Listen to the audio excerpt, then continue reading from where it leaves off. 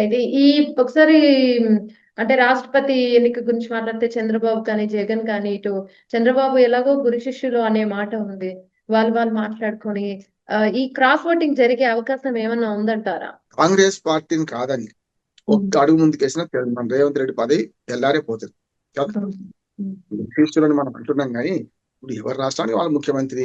నిజంగానే రేవంత్ రెడ్డి చంద్రబాబు నాయుడు మాట విని ఇక్కడ ఎంపీలను దేనికన్నా వేయమంటే వేరే మన కాంగ్రెస్ మన బీజేపీ అభ్యర్థికి వేయమంటే వేస్తారంటారా?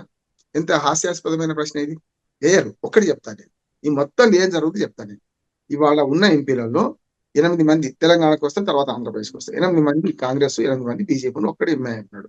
ఎంఐ కూడా ఎట్టి పరిస్థితుల్లో ఏం చేస్తారంటే ఇండి కూటమి అభ్యర్థికి ఓటేస్తాడు. బీజేపీకి అయితే వేయడు కదా. ఎట్టి పరిస్థితుల్లో ఓవైసీ బీజేపీకి వేయడు. ఎవరికి వేస్తారు? అంటే 9 ఓట్లు ఇట్టున్నాయి, 8 ఓట్లు అట్టున్నాయి. ఇది లోక్సభలో.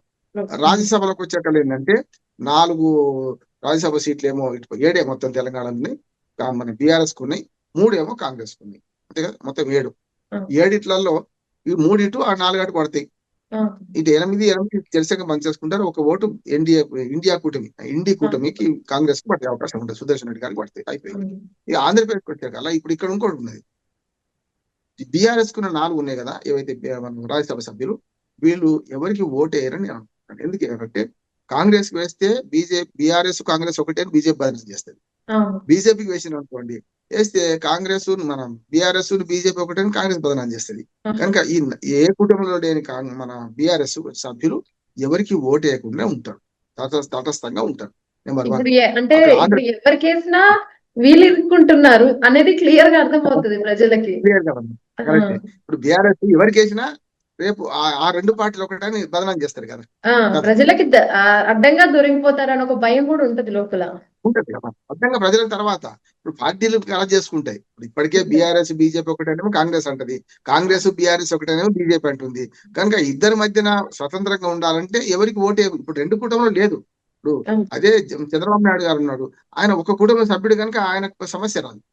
ఎవరికి సమస్య వస్తుంది? జగన్మోహన్ రెడ్డికి సమస్య వస్తుంది. ఒకవేళ జగన్మోహన్ రెడ్డి గారు కనుక మనకు కాంగ్రెస్ ఇండి కూటమి వేసింది అనుకుందాం, తెలుగు వాడు కదా సుదర్శన్ రెడ్డి గారు వేసింది అనుకో, వెంటనే షర్మిల గారు ఉన్నారు కదా అక్కడ ఆంధ్రప్రదేశ్ అధ్యక్షురాలుగా, అన్నా చెల్లెళ్ళు ఒకటే పొమ్మంటారు. చూసినావా, అంత కాంగ్రెస్, పిల్ల కాంగ్రెస్, తల్లి కాంగ్రెస్ కలిసింది అంటారు కదా. జగన్మోహన్ రెడ్డి గారిని అటకార్నాలు చేస్తారు. పోనీ బీజేపీకి భయపడి బీజేపీకి వేసిన అనుకోండి, ఏది రాధాకృష్ణకి వేసిన అనుకోండి, చూసినావా ప్రతిపక్షము స్వపక్షం అంతా కలిసిపోయింది. బీజేపీ ఆడిస్తున్న నాటకంలో భాగం జగన్మోహన్ రెడ్డి అంటారు కదా. అందుకనే జగన్మోహన్ రెడ్డి అయితే బీజేపీకి వేస్తాడు అన్నా సరే. ఎందుకంటే గతంలో రాజ్యసభ ఎలక్షన్లు చేసిండు అదే పని. రాజ్యసభ ఎలక్షన్ లో టీడీపీ జనసేన కూడా రాజ్యసభ ఎలక్షన్ లో బీజేపీకి వేస్తే జగన్మోహన్ రెడ్డి గారు కూడా బీజేపీకి వేసిండు కదా. కాంగ్రెస్ వైపు అయితే పోడు కదా. ఇక ఏకగ్రీవ ఎన్నిక చేద్దామని మన రేవంత్ రెడ్డి అన్న దానికి ఫలితం ఏమున్నది? ఒకటి. రెండోది కూడా చెప్తాను, బీజేపీ కూటమి అభ్యర్థిని ప్రకటించినాక 4 రోజులు టైం ఉండే కదా. మరి బీజేపీ ఇప్పటిదాకా మరి మిగతా ప్రతిపక్షాలను పిలిపించి వాళ్ళతో మాట్లాడి మీరు ఏకగ్రీవంగా చేసుకున్నాం, ఎట్లా మీకు బలం లేదు కదా, మొత్తం రాజ్యసభ లోక్సభ సభ్యులు మాత్రం ఓట్లేస్తారు కదా, మాకు 412 మంది ఉన్నారు, మీకు ఎట్లా బలం లేదు, 20 మంది తక్కువ ఉన్నారు కదా, ఏకగ్రీవంగా చేసుకుందామని కాంగ్రెస్ పార్టీ అధ్యక్షులను సంప్రదించి ప్రకటిస్తే బాగుండేది కదా. మీరు దక్షిణాదికి, మేము దక్షిణాదికి అనుకుంటున్నాం, దక్షిణాదికి ఇద్దాం, దక్షిణాది నుంచి తమిళనాడు నుంచి ఇద్దాం, మీకనే తమిళనాడు నుంచి ఇస్తే నష్టమైతే లేదు కదా, ఉపరాష్ట్రపతిగా ఇస్తే గౌరవం కదా అని ప్రతిపక్షాలను ఒప్పించుకోవాల్సిన బాధ్యత ఎన్డీఏ కూటమి ఉండే గతంలో. మొదలు వాళ్ళని ఇంట గెలిపాలి, తర్వాత రచ్చ గెలిచే ప్రయత్నం చేయాల్సి ఉండే. ఇప్పుడు తగుదనమ్మా అని సుదర్శన్ రెడ్డి గారిని ఆల్రెడీ ప్రకటించిన తర్వాత ఏకగ్రీవంగా చేయవలసిన ప్రతిపాదన ఎట్లా చేస్తారు?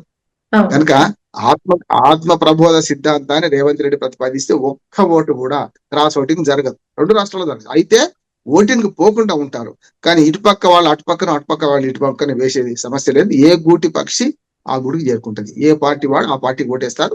ఏ కుటుంబంలో లేని బీఆర్ఎస్ కానీ వైసీపీ కానీ వాటిని వాళ్ళు తీసుకుంటారు. తీసుకునేదాకా మన ఆగాలి. నేనైతే 2 పాజిబిలిటీ చెప్పిన, బీఆర్ఎస్ ఎవరికి ఓటేయదు, వైసీపీ వేస్తే మన బీజేపీ కూటమి అభ్యర్థికి వేస్తుంది, కానీ కాంగ్రెస్ కు వేసే పరిస్థితి లేదు. ఇది మన తెలుగు రాష్ట్రాల్లో ఉన్న క్రాస్ ఓటింగ్ జరగదు అనడానికి ఈ ఆత్మ ప్రబోధ సిద్ధాంతం అనేది కేవలం రేవంత్ రెడ్డి ఏదో ఉస్పోక్ అన్నాడు, కానీ గతంలో ఉన్నంత పకడ్బందీగా జరగదు. ఇందిరాగాంధీ గారు అప్పుడు నీలం సంజీవ్ రెడ్డి వ్యతిరేకంగా వివిగిరిని ప్రోత్సహించి వివిగిరికి ఆత్మ ప్రబోధ సిద్ధాంతం ప్రకారం ఏమంటే కాంగ్రెస్ చీలిపోయింది కదా. తర్వాత ఇందిరాగాంధీ చేసిన పని కాంగ్రెస్ పార్టీ చీలిపోయింది. కనుక ఇప్పుడు ఆ సమస్య లేదు. తెలుగు రాష్ట్రాల్లో ఒక్కటి కూడా కాన్స్టిట్యూషన్ జరగదు.